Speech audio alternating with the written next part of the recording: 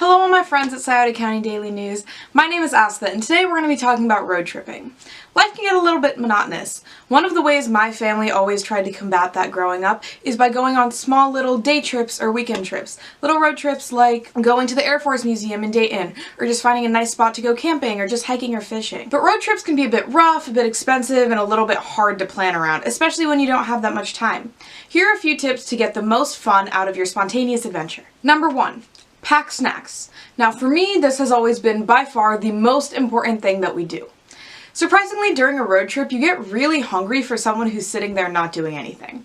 So what I always did was pack a lot of snacks. Some of the more popular ones in our household were fruits, like sliced fruits like apples and oranges, things that can stay in the car for a little bit without tasting any different, nuts, granola bars, and maybe a few bags of chips. This is especially helpful because even if you pack a few unhealthy snacks, it's nothing compared to stopping every 30 minutes to go to McDonald's. Number 2.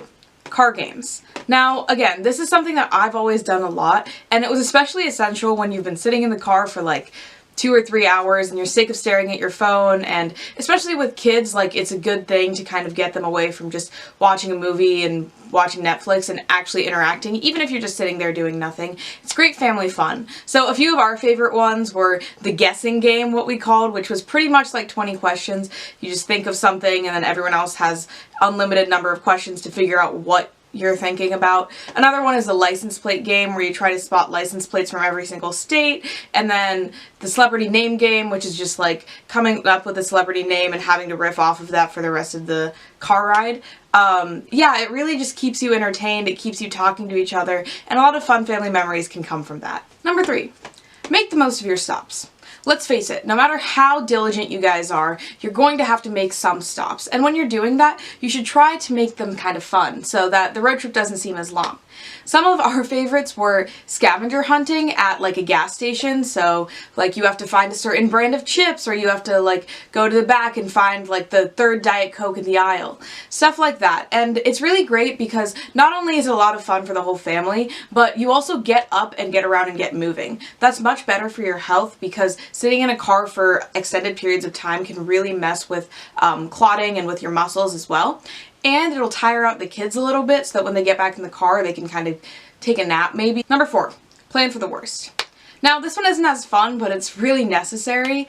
When you're going for a road trip, a lot of things can happen, especially when you're going to be staying in the same car. You know, your car can break down or your kid can get sick, like anything like that can happen. So you want to plan for that, just so you won't be as worried about it. So a few things that I always make sure to bring are like a kind of medium-sized first aid kit that has some band-aids in it, and also like car sick or stomach ache medication, because some people really can't travel in the car too long without feeling dizzy or nauseous or something like that. Or for example, if you're traveling in the winter, bringing like an electric blanket so that if for some reason your car were to break down and you had to wait outside for a little bit, you would be prepared to do so. Number 5.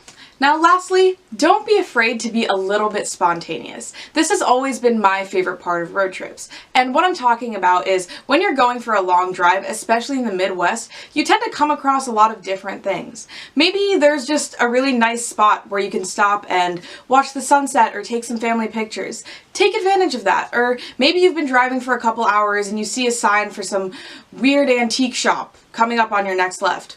Just drop by the antique shop. This is where a lot of my favorite memories from road trips come, because you're not on a deadline. That can be hard to remember because sometimes it's just the GPS is telling you where to go and you just want to get there. But remember that you are on your own timeline and you're not there to get to your destination. You're there to have some fun with your family. So if you see something that's intriguing and you're like, oh, I've always wanted to see what that was about, take a 30-minute detour, take a 1-hour detour, and just explore a little bit. You'd be surprised by how many family favorites you can come across. Hope this was kind of helpful. I think everybody does some extent of all of these, so I just wanted to compile a little list that would make it clear for everyone, like some of the best things to do on family road trips to have a lot of fun and even get the kids like involved with staying active and engaged with the family and not just being on their phones for the whole time. Winters in Ohio can be a bit bleak, so finding ways to break out of that can be essential for your sanity. That's all for now. See you soon, Scioto County Daily News.